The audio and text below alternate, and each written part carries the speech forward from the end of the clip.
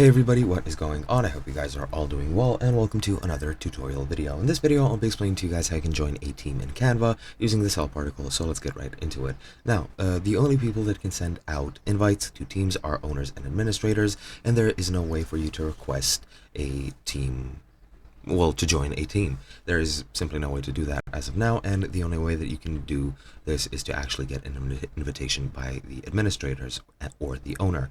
Now, you can ask them directly using any other messaging app or whatever form of communication you want, but you need to ask them to send you an invite to their team. Now, you'll receive this invite through your mail, and you'll receive a message which has a link where you can click to join the team, and that will be, that'll pretty much mean that you have accepted and joined the team, and you won't be added to it unless you accept the invitation.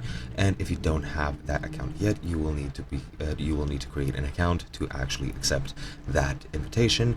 And the email invitation, pretty much stops working after 30 days. It expires. So once it expires, you will need to ask somebody to send you a link again, and that is pretty much it. Hope you guys enjoyed, and I'll be seeing you guys in another video.